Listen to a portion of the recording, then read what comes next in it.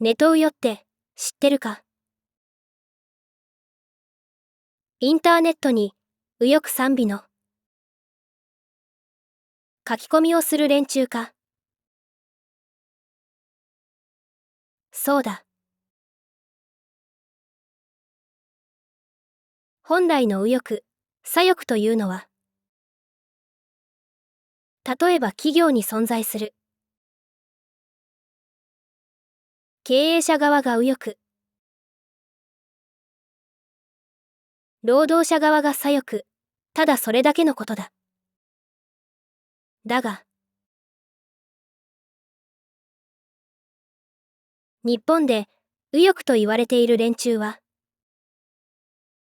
本来の右翼とは少し違う。日本の右翼というのは、日本独特のものだ。彼らは、企業の経営者としての知識など、何も持っていない。彼らは75年も前に起きた太平洋戦争と関係がある。彼らは当時の旧日本陸軍の解雇主義者だ。なぜ日本ではそういうものが右翼ということになったのかはわからないが、彼らは一種のカルト集団だ。そして問題なのは、今の日本の内閣総理大臣やその取り巻きがそのカルト集団と深い関わりを持っているらしいということだ。そのために日本の言論の自由にさらに問題が起こっている。つまり、日本のマスメディアが今の日本の政治権力を批判すると、ネトウヨから苦情が来る。苦情なんてのはどこのドイツがどんなデタラメを言っているのかわからない。そんなものをいちいち取り合っていたらこっちの身が持たない。でも中には有益な情報がある。庶民にとって有益な情報、必要な情報、そういう情報はきちんと掴んだ方がいい。我々報道機関が汗を流し、ヘトヘトになるまで仕事をするのは、そういう情報を掴んで、庶民に伝えるためだ。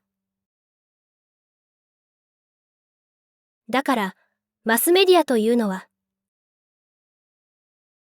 苦情ってもんを無視するわけにはいかない。マスメディアでは苦情処理も重要な情報収集の手段なんだ。だが、ネトウヨというのは、カルト集団に洗脳された、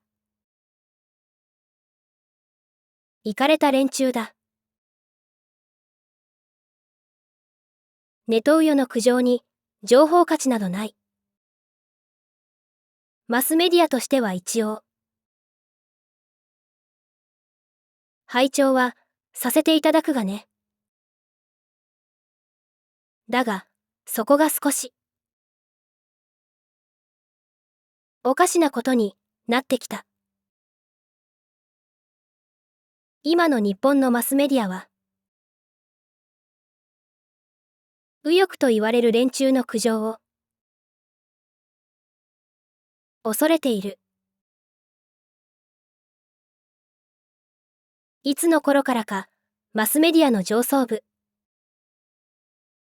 つまりお偉いさんたちが、ネトウヨや右翼関係者の苦情を問題視するようになった。そして、ネトウヨや右翼関係者に苦情を言われる社員、つまり記者やリポーターは、感触に追いやられるようになった。ネトウヨや右翼関係者に苦情を言われる業界関係者、学者やコメンテーター、評論家、いわゆる知識人は、テレビや雑誌や新聞から干されるようになった。マスメディアにネトウヨの苦情を問題視するお偉いさんが増えたからだ。彼らは総務省からマスメディアに天下りしてきた天下り官僚やその取り巻きだ。内閣人事局か。その通り。2014年に内閣人事局が設置された。内閣人事局は、総務省や人事院の出身者を中心に、約160人で事務を担い、審議官級以上の人事権を、首相官邸が掌握するために作られた。つまり、今の日本の政治権力は、官僚の人事権を、ほぼ内閣が握っている。そして総理大臣と官房長官は、自分たちに都合の悪い人材は、官職に追い込み、自分たちに都合のいいことを言う。提灯持ちを出世させると、言われている。私が調べたところ、それは事実だ。政治権力に都合が悪くても、正しく、重要なことを進言する人間を、排除してしまえば、日本の政治権力は、正しい情報を失う。情報というのは、いわば地図と同じだ。日本という国全体が、地図もなく、未開の地を歩けば、いずれ、国全体が破滅する。内閣人事局において、今、最も影響力があるのは、官房長官だ。今の官房長官が、直接人事に影響を及ぼしている人数は、そう多くはないが、私が調べたところでは、今の官房長官は、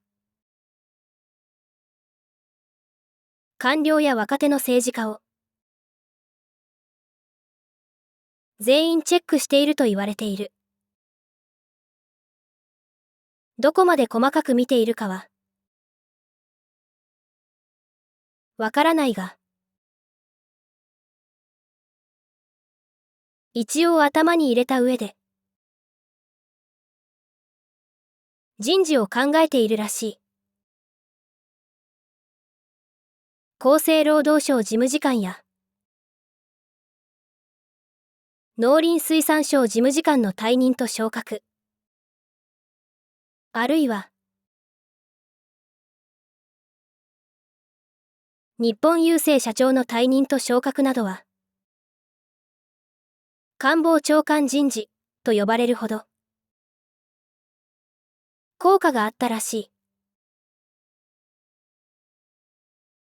日銀総裁の退任や採用、内閣法制局長官就任も官房長官によるものらしい。これらは総理大臣の意向が強かった事例だと言われている。600人の人事を一つずつ官房長官が担当しているわけではないだろうが、しかしリストは頭に入っているので対象者に対して非常に大きな影響力があるそうだ。国会議事堂の政治家は官僚の忖度が問題だという。でもそれはごまかしだ。普通の人間は周囲の人間に忖度するものだ。例えば企業では責任者に対して部下は忖度する。それは当たり前のことだ。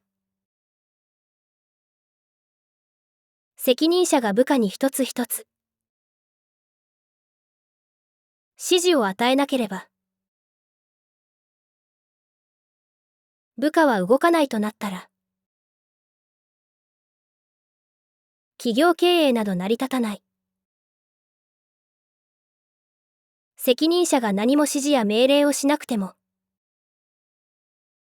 その意向を汲んで部下が動いてくれなければ組織など動かない。本当の問題は組織の人間が忖度しなければならない立場にどういう人間が立つのかということだ。言論の自由が嫌いな人間が総理大臣や官房長官になって日本の国家権力に携わる人間がこの二人に忖度を始めたら日本の言論の自由は崩壊してしまう。そして内閣人事局があれば今の総理大臣と官房長官は日本の言論の自由を潰すこともできる。つまり内閣人事局で自分たちがやっていることをマスメディアという民間企業で天下り官僚にやらせればいいわけだ。自分たちに都合のいい官僚をマスメディアに天下らせてマスメディアの人事権を天下り官僚に握らせてしまう。天下り官僚は天下りした先の企業で、役員クラスとして扱われる。そして、その企業の人事を操る。再生リスト13に続きます。